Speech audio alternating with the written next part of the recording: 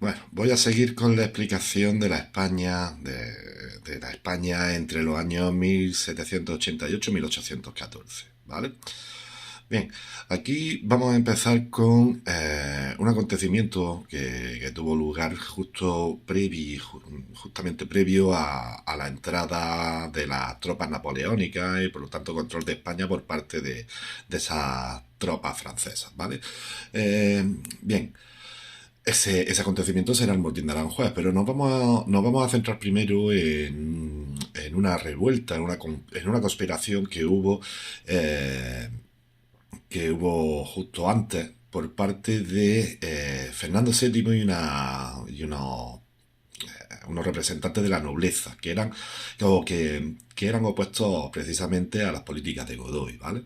Fernando, que era el hijo mayor de Carlos IV, como ya sabemos, básicamente lo que estaba era en contra de esa política de pactos contra Francia. Además, lo que buscaba era acceder al trono de su padre, ¿vale?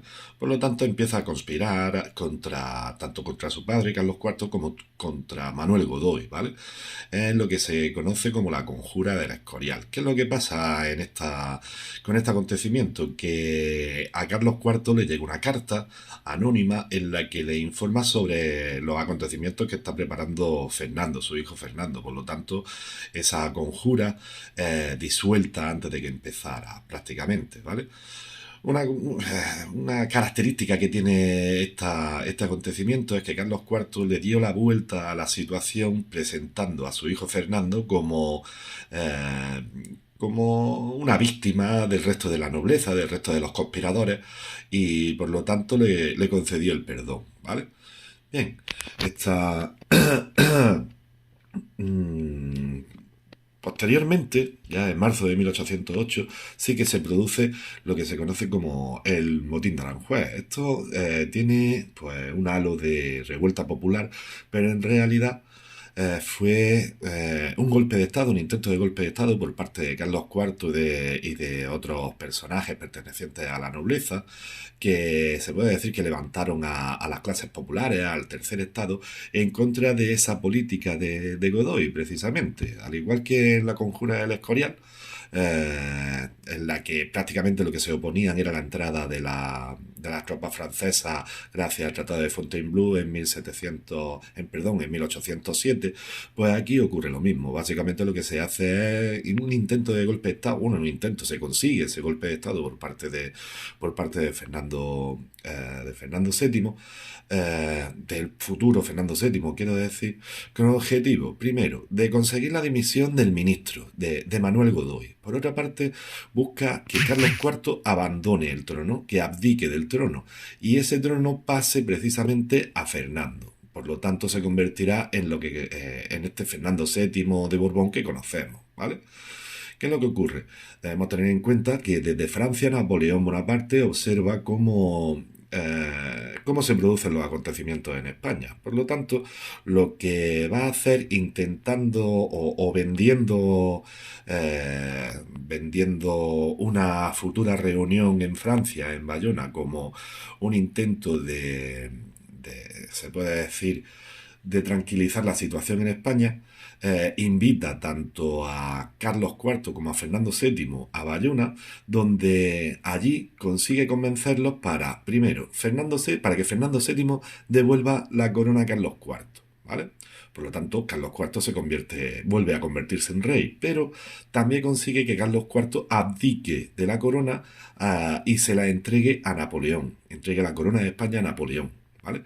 Por lo tanto, Napoleón ya solamente tiene que entregar ese trono, el trono de España, a su hermano José Bonaparte. De esa forma, España se convierte en esos estados satélites que hemos estudiado antes o que hemos explicado antes, ¿vale? Aquí tendríamos pues una especie de grabado donde aparecen todos los participantes en esas abdicaciones de Bayona, ¿vale? Bien, ¿qué es lo que ocurre? Hemos dicho que las abdicaciones de Bayona fueron en marzo de 1808. Pues bien, el 2 de mayo de 1808, de ese mismo año, tropas francesas acuden al Palacio Real para llevar al resto de la familia real hacia Francia, ¿vale? Bien, ese propio hecho hizo que las que las clases populares, bueno, que las clases populares, sí, tanto las clases populares como muchas personas pertenecientes a estamentos privilegiados se levantaran contra el invasor, se levantaran contra esas personas que se estaba llevando, contra ese ejército que se estaba llevando a, a la familia real hacia Francia, ¿vale? Por lo tanto, aquí es donde se produce, se puede decir, el inicio de la guerra de independencia, en ese 2 de mayo que se ha convertido precisamente en el Día de la Comunidad de Madrid, ¿verdad? Bien, a partir de ahí se va a desarrollar esa guerra.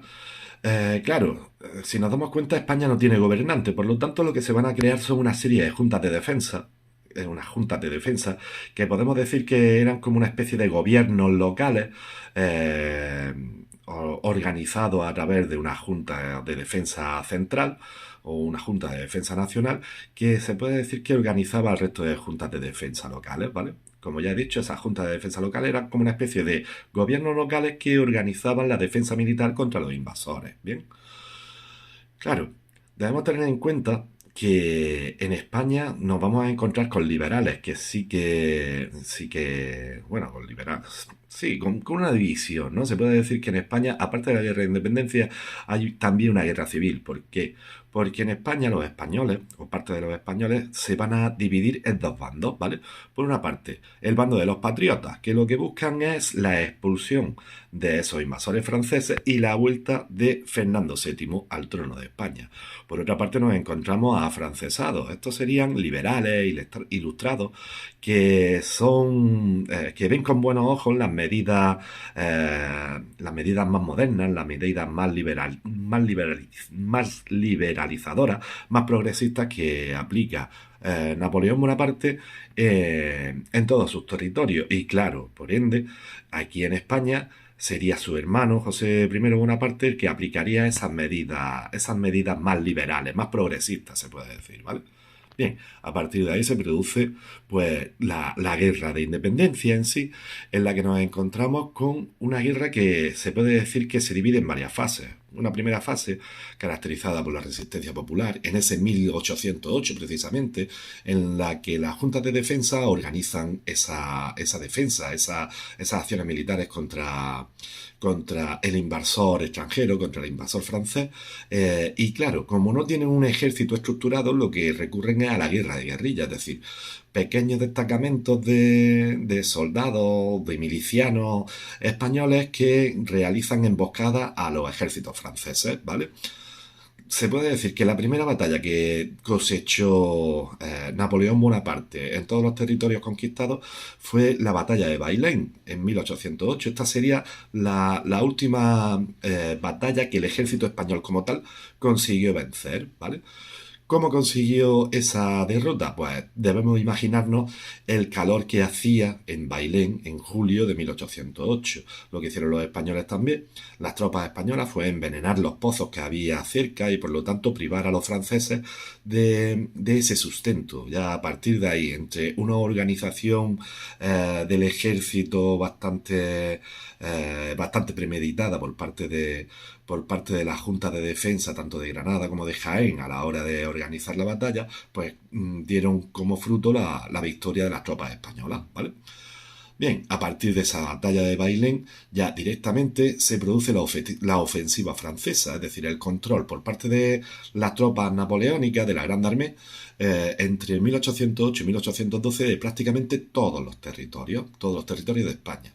Aquí es Napoleón personalmente el que acude a España junto con su ejército y ocupa prácticamente toda la península excepto Cádiz, ¿vale? Realizando sitios, es decir, sitiando algunas plazas como Gerona y Zaragoza, privándoles de recursos y provocando su rendición, excepto Cádiz, que se va a mantener inexpugnable durante toda la guerra de independencia. Finalmente, aprovechando la marcha de gran parte del ejército de esa grande armée hacia Rusia para realizar la campaña de Rusia, en 1812, en julio de 1812, un ejército aliado de Inglaterra y España van a conseguir ir expulsando poco a poco a los franceses, comenzando por la batalla de los Arapiles. Ahí nos vamos a encontrar con otra derrota derrota importante de los franceses, y a partir de ahí lo que van a ir consiguiendo expulsar a los franceses e incluso perseguirlos por territorio francés, ¿vale? Eh, Ante esta derrota y la derrota que había cosechado también en Rusia, a Napoleón solamente le queda firmar la paz mediante el Tratado de Valencia en 1813 con España, y estableciendo que Fernando VII recuperara la corona de España, ¿vale? Fernando VII regresaría a España pues en 1814, ¿vale? Aquí aparece un resumen sobre esas fases de la guerra, ¿vale? Aquí unas cuantas imágenes de esa revuelta popular del 2 de mayo, plasmada por Francisco de Goya, los posteriores fusilamientos ante esa revuelta que realizó el pueblo de Madrid contra los franceses, y por lo tanto esos fusilamientos que supusieron un castigo para esa población. La entrada de los franceses, las diferentes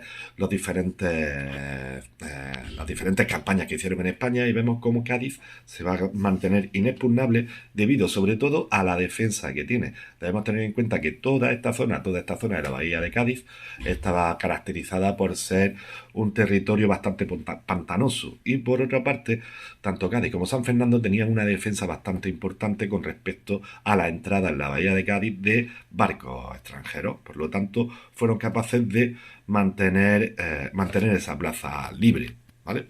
Bien,